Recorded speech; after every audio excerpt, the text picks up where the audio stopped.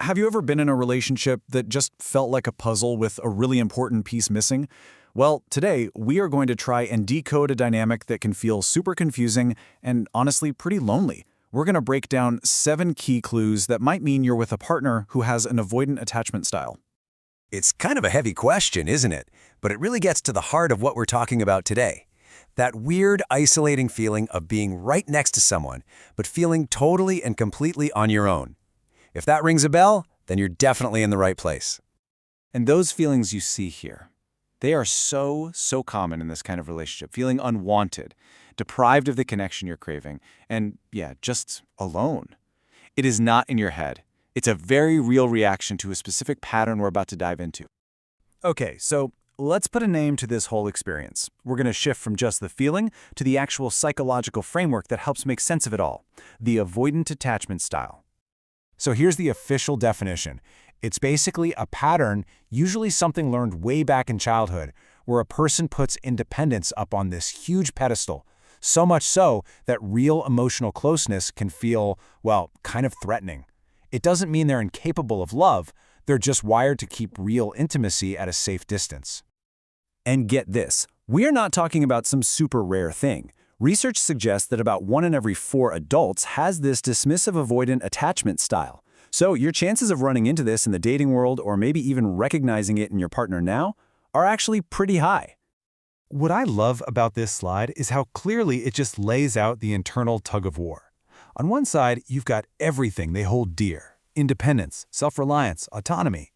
And on the other side, everything they tend to push away: emotional closeness, having to rely on other people, the interdependence that really makes a relationship work. So now that we have the background, let's get into the evidence. We're going to walk through 7 really specific clues that can help you spot this pattern in action. The very first clue is this constant hesitation to just fully commit to the relationship.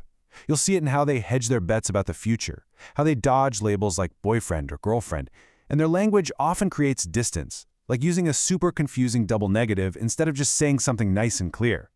This isn't them trying to be mysterious. It's a defense mechanism. And the direct result of that lukewarm, I'm not quite sure vibe, it's just devastating. It makes their partner feel deep down completely unwanted.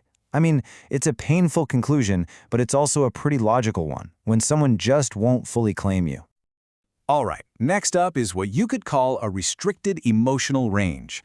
They really struggle with big, vulnerable feelings. Not just yours, but their own too.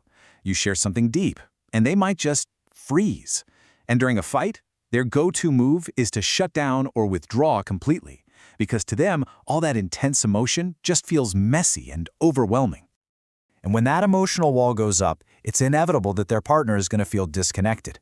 You could be sitting right there with them, but without that emotional bridge, you might as well be on different planets. Clue number 3 is all about the little and not so little actions that downplay how important the relationship is. You might notice there are no pictures of you two up in their apartment, or they always prioritize work or a hobby over spending time together. Each one of these things, big or small, sends the same message: this relationship isn't number one. And the impact of that is just, it's profound. When your relationship is constantly put on the back burner, you can't help but start to feel that you, as a person, aren't truly valued either. This one's a big one. It gets right to the core of the issue. For an avoidant person, being independent just feels safer than being connected. This deep need to not feel trapped often leads to a pattern of commitment issues, like suddenly needing a break right when things start getting real. And that constant pushing away, that fear of being tied down, it directly makes their partner feel so painfully undesired. This builds right into our 5th clue, which is all about creating literal space. They might all of a sudden start finding fault with you or get really critical.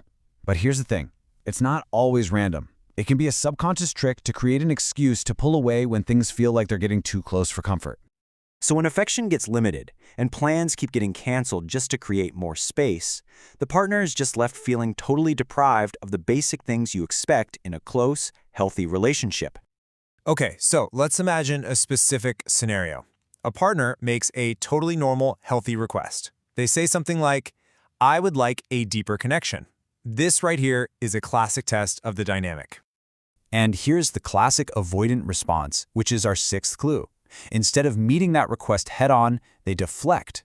They'll change the subject. give you a total non-answer, or even flip it around and make you feel like you are being too demanding.